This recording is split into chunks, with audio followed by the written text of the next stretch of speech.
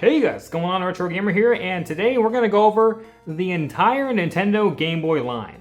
So, I've been wanting to do this for a very long time, because the channel started on Game Boys. When I first started the channel, I reviewed Game Boys. I reviewed the original, I reviewed the Pocket, I reviewed the Color, the Advanced, and the SP.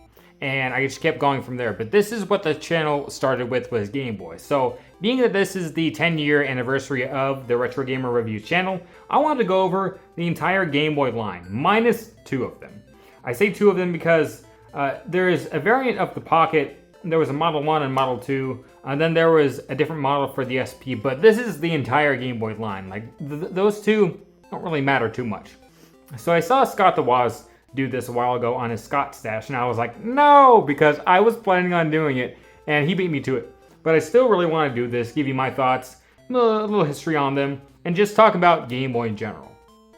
So first what we want to do is we're going to want to look at the original 1989 Nintendo Game Boy. This is a classic.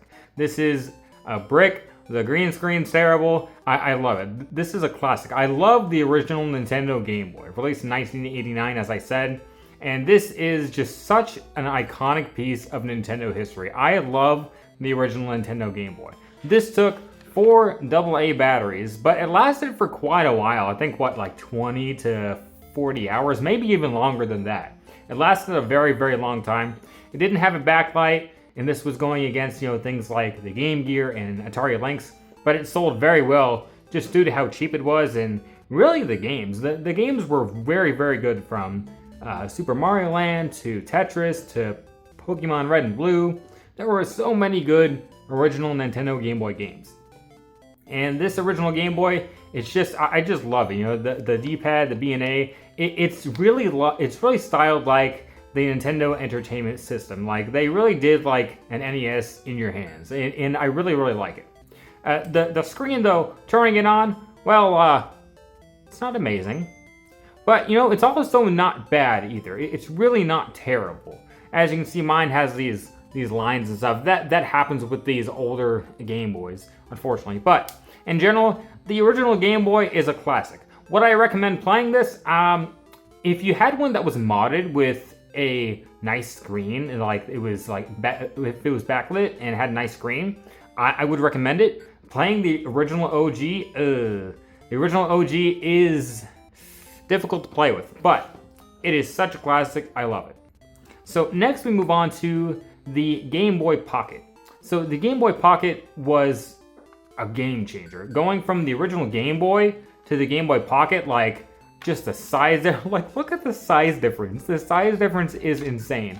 What they were able to do to get this so much smaller is amazing. Really, really amazing. The Game Boy Pocket's such a nice feel, has a very big screen, and just everything about it is just so much nicer. I mean, there's not much more different other than a big screen. And this is actually like a true black and white, gray screen. This has 4 shades of green, but this is actual black and white. Really, really nice. The one downside to the Game Boy Pocket is ghosting though. When you move, the motion blur and the ghosting is really bad. It's also really bad on the Game Boy, but I feel it's so much worse on here. It is really bad. The motion blur is bad. Other than that though, the Game Boy Pocket, I really love the Game Boy Pocket. The Game Boy Pocket's super nice. I guess I should have mentioned before, I'm gonna need to take out this. I actually put a game underneath because the glare on the screen was really bad for the Game Boy Color and the other one. But these are the cartridges that they take. So they had a couple different ones. They had these gray ones, then they have black ones that were the same style, and then they had these clear ones. So the black ones and the gray ones work in the original Game Boy, the Pocket, and the Game Boy Light. These clear ones only work in the Game Boy Color and Game Boy Advance and Game Boy Advance SP. So that's just something to keep in mind. If you do use a clear one in, say, the Game Boy Pocket, Game Boy Light, it'll just give you a message saying, hey, this is for Game Boy Color. So, kind of disappointing. But other than that, this Game Boy Pocket, I love this one. I would highly recommend this one. If you can get one that's also modded with a nice screen, this would be a nice thing to carry around. And then we had the Nintendo Game Boy Light. So this one came out in 1990. 2008, I believe. I believe it was a couple months before the Game Boy Color. This was in Japan only. So this is just the original Game Boy and Game Boy Pocket, except when you turn it on, it has the normal screen, but then it had an actual light, hence the name Game Boy Light. This is such a fun, unique handheld. I would have loved this thing. This thing is super nice. It takes 2 AA batteries. I guess I should have mentioned that the Pocket takes 2 AAA batteries. I couldn't find any AAA, so I didn't turn it on, unfortunately. But this one takes 2 AA batteries, and I like the back. I really like how it has these little grooves. It really kind of helps you hold it a little bit more. And it's really no different from the Pocket other than that light, and of course it's shaped slightly more different. It's a little bit larger, but I really like the Game Boy Light. If I were to recommend any of these ones, the Game Boy Light, hands down. I love the light feature. It doesn't work the greatest unless you're like in pitch black like areas, but I really like the light. It's just a great handheld. It still only plays Game Boy original games, but you know, that's not a big deal. And then we move on to the Game Boy Color. Game Boy Color is such a classic. Everyone loves the Game Boy Color. What can you say that hasn't already been said about the Game Boy Color? This was a Game Boy in color. It had color-only games, and then it could play Game Boy original games. With the Game Boy original games, you could switch the colors. So if you pressed any direction on the D-pad and A and B, you could switch the colors and give your game their own kind of colors to it. It was really, really cool. Other than that, you know, there wasn't a major upgrade to it. Like, the Game Boy Color only games were really cool. You had ports like Super Mario Bros. 1, Donkey Kong Country, and a lot of other cool Game Boy Color only games like that. Link's Awakening DX and stuff. There were really cool games on the Game Boy Color. It is a very classic console. Highly recommend it. You can get one that has a backlit screen. You probably have a lot of fun with the Game Boy Color. It was released in 1998, and it was a revolution, man. It was revolutionary. Like, this was every Game Boy fan's dream to finally have a colored screen. This was a very, very good Game Boy. Highly recommend this one. And then we move on to my childhood favorite. I guess I shouldn't say childhood because I got this in my teens. So, I've swapped the shell on this thing multiple times, but this is my original Game Boy Advance I got when I was 14 years old, and I absolutely love the Game Boy Advance. The Game Boy Advance is just such a classic to me. This was my first Game Boy experience, and this is what got me into retro gaming. Because I bought the Game Boy Advance when I was 14 because I really wanted to play the GameCube link cable games. I had so many games that were compatible with the Game Boy Advance via the link cable. I finally got one, and I had a blast playing those link cable games. It was such a fun experience. The Game Boy Advance was switched completely different. So instead of being, you know, upright, now it's sideways. And this is the best feeling Game Boy. Out of all of these Game Boys, this is the best feeling Game Boy. I love the Game Boy Advance. The way it feels, how they put the triggers here and the buttons, everything. The screen's nice and big, a lot larger. And this is just such a fun experience. And that classic tone, man. I heard that sound so much when I was in my teens. I absolutely love the Game Boy Advance. It's such a console that's near and dear to my heart. Two AA batteries, excuse me. And it'll last you quite a long time. Only downside, man, it's just not backlit. I used a worm light. If you could attach those little lights to this EXT port and like shine the light on there. You'd have to move it to where like it would just hit like the top corner so there wasn't glare, but enough to where you could still see the screen. I did that for like a year and a half until I finally got an SP.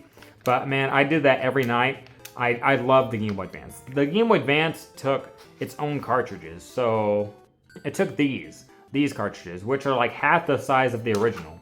And you just plugged it into the back, and that was good to go. These were also compatible with the original Game Boy Color games and stuff like that. It would stick out quite a bit, which I don't like. I don't like that they stick out, but there's not really much you can do about that, unfortunately. But yeah, it's compatible with original, Color, and Game Boy Advance, so you have 3 consoles in one, basically. You have 3 consoles in one with the Game Boy Advance. Such a classic. I love the Game Boy Advance. Then you have the Game Boy Advance SP. This one is controversial for me. I don't like the SP. just because of how it's shaped. And the buttons, how they're those micro switches. I don't like the SP. It's great because it finally has a backlit screen. It finally has what everyone wanted, a backlit screen.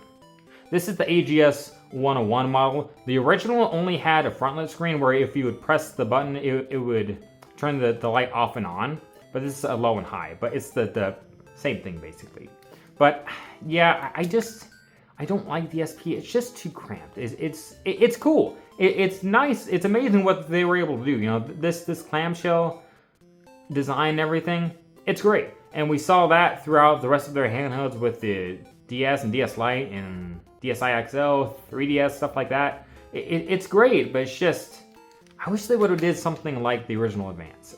I just don't like the way it feels and the buttons, but, you know, a lot of people love the SP, and it's a great console. I remember when I got the SP, I was so hyped because I could finally see without having to use that stupid worm light. It's a great console. Great console. And then you had the last Game Boy. This is the Game Boy Micro. The Game Boy Micro, man, it's interesting. So this is the 25th anniversary Famicom edition. I love this one. This is a nice, you know, looking Game Boy.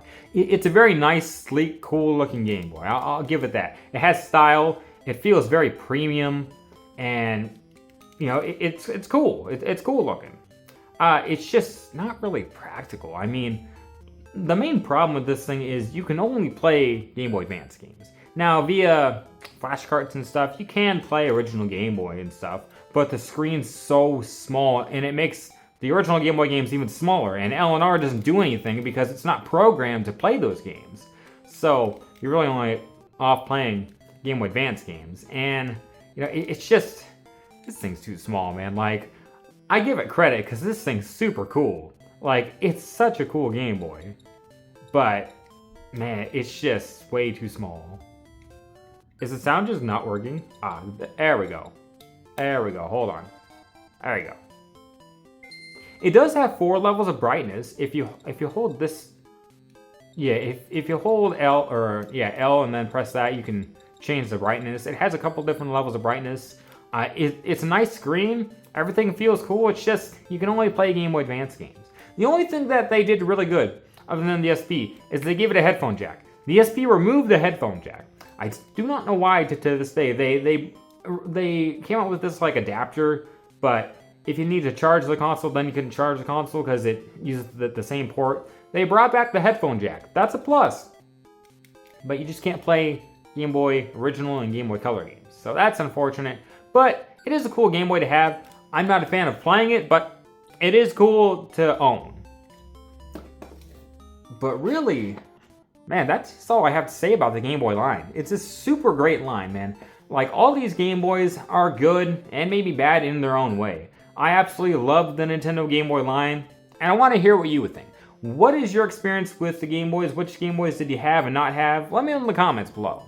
But guys, that was my whole little rant on the Game Boy line. So guys, from Retro Gamer, if you like the video, please like, comment, and subscribe. And I will see you guys back here with another review.